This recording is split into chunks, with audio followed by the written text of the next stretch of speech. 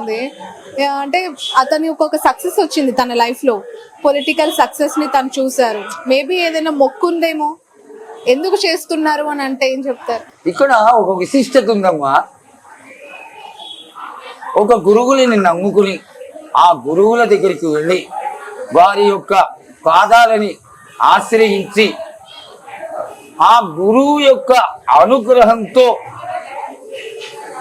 నువ్వు వారాహి చెయ్యి అని గాని గురువుల యొక్క నోటి నుంచి వచ్చింది అంటే అటువంటి శిష్యుడు కానీ ఆ వారాహి అమ్మవారి అనుష్ఠానం చేస్తే ప్రత్యవాయుగా అనేటువంటి ఒక దెబ్బ కొట్టకుండా ఆపగలిగేటువంటి అనుగ్రహం గురువులకు ఉంటుంది. కాబట్టి వారి యొక్క పవన్ కళ్యాణ్ గారి యొక్క స్టామినాని బట్టి, వారు ఉన్నటువంటి స్థితిగతులను బట్టి, వారు చేయదగ్గ సమర్థులు అని భావించినటువంటి గురువులు మంత్రోపదేశం చేశారు. కాబట్టి వారు వారాహి చేసి కట్టుకోగలుగుతున్నారు. ఆ అమ్మ యొక్క అనుగ్రహం వారికి కలిగింది. ఓకే, మీరు ఇంతకు ముందు చెప్పారు ఈ గుడి దగ్గర దాదాపు 50 నుంచి 60 ఎద్దులని బలిచ్చారు, అంటే దున్నపోతులని బలిచ్చేవారు అని చెప్పి నాకు వింటూ ఉంటేనే చాలా షాకింగ్ గా ఉంది. అంటే ఒక అడుగు వేస్తే కూడా మునిగిపోయేంత నెత్తుటి వలయంగా ఈ ప్లేస్ అంతా ఉండింది అని చెప్పి. బట్ ఇప్పుడు కూష్మాండతోనే ఆ బలి అనేది చేసేస్తూ ఉన్నారు. బట్ ప్రతిసారి భవిష్యవాణి వచ్చినప్పుడు రంగంలో 4 కాళ్ళ జంతువు బలి లేదు, నాకు సరైన పూజలు చేయట్లేదు, బలి ఇవ్వట్లేదు అని అమ్మవారు చెప్తున్నారు. అది అలాంటి దున్నపోతులని బలి ఇవ్వట్లేదు కాబట్టే అమ్మవారు అలా చెప్తూ ఉన్నారా? ఆ రోజున ఈ ప్రాంతం అంతా కూడా ఇంత జనసందోహం ఉండేది కాదమ్మా. మొక్కుకున్న వాళ్ళందరూ దున్నపోతులను తీసుకొచ్చి బలి ఇచ్చి ఆ ఎదురుకుండా కోతలింగడి దగ్గర శిరస్సు పెట్టి ఆ దున్నకోతు యొక్క కాలు ఎరగొట్టి ఆ దున్నకోతు నోట్లో అది పెట్టి రాత్రి 12 గంటలకి అమ్మవారి ఆలయం నుంచి నేల తాళాలతోటి ఈ జాతుల వాళ్ళందరూ బలిహరణం వేయడానికి ఈ గ్రామం అంతా సంచారం చేసేవాడు. ఆ సంచారం చేయడానికి వెళ్ళిన సమయంలో అమ్మవారు వారి వెంట వెళ్ళి ఇక్కడ ఉన్నటువంటి పెంకుటిళ్ళని, ఆ రోజునంతా ఇవాళంటే కాంక్రీట్ బిల్డింగ్స్ వచ్చినాయి, ఆ రోజు పెంకుటిళ్ళు, ఆ పెంకుటిళ్ళ మీద ఈ ప్రసాదం అంతా జల్లేవారు.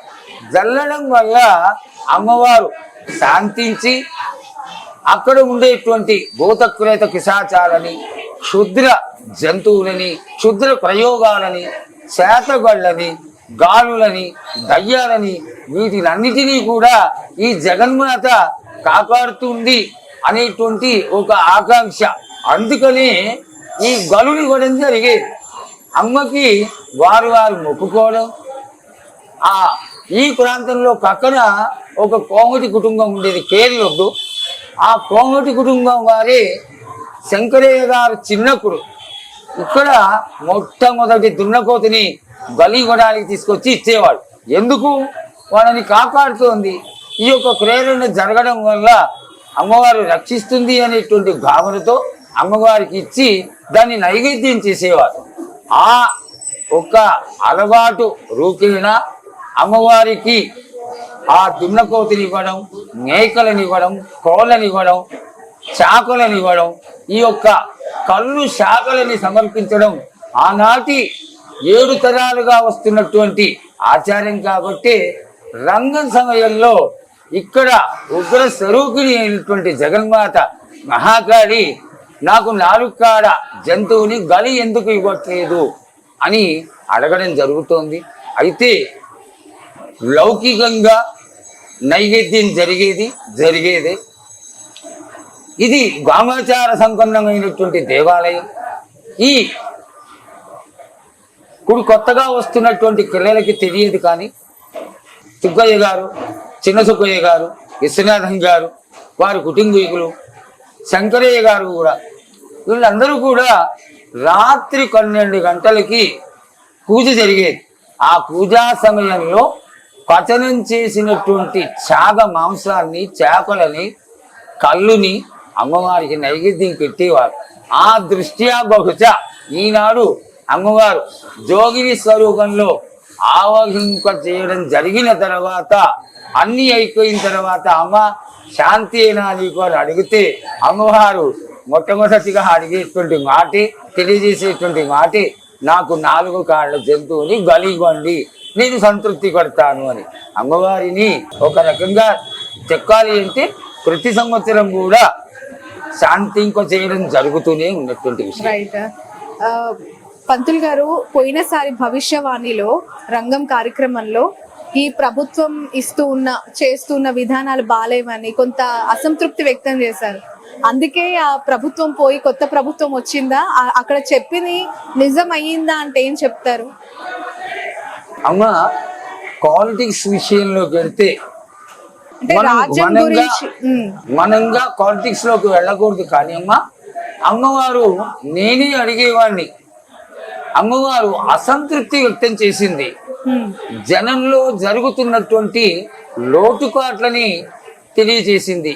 ఈ సంవత్సరం పాతవారు వెళ్ళిపోయారు అంటే అంతకుముందు 10 సంవత్సరాలు పాలించింది వాళ్ళే కదమ్మా.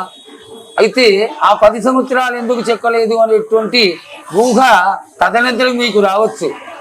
ఎవరు రాజ్యపాలన చేసేటువంటి యోగ్యత కలిగి ఉంటారో వారిని జగన్మాత ఆశీర్వదిస్తూనే ఉంటుంది.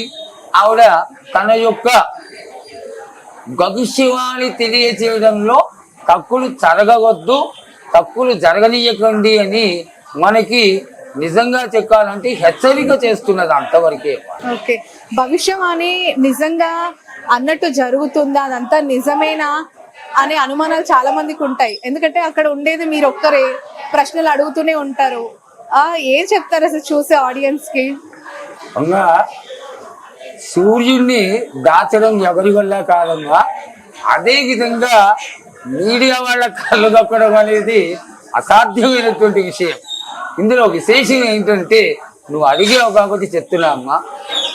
భవిష్యవాణి అమ్మవారు రావడం, ఆశీర్వదించడం నా పరిజ్ఞానానికి అందనంతటి ఎత్తైనటువంటి విషయం.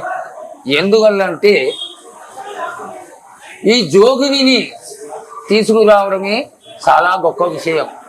జోగిని నిత్యము కూడా ఒక సన్యాస జీవితాన్ని గడుపుతూ అమ్మవారి సేవలోనే ఉంటూ భక్తులకి సేవలు అందించేటువంటి ఒక మహనీయురాలు. కేవలం అమ్మవారి స్వరూపంగానే ఈ 7 తరాల వారు తరతరాలుగా ఈ జోగిని స్వరూపాన్ని ఆలయంలోకి తీసుకొచ్చి 16వ రోజైనటువంటి సోమవారం నాడు ఈ రాజమాతంగి అమ్మవారి ముందర అది కేవలం నిలబెట్టడం కాదమ్మా, పరిపూర్ణంగా దాని విశిష్టత తెలిసి ఉండాలి. ఇక్కడ జరిగేటువంటి క్రియ ఏమిటి అంటే తెల్లవారుజామున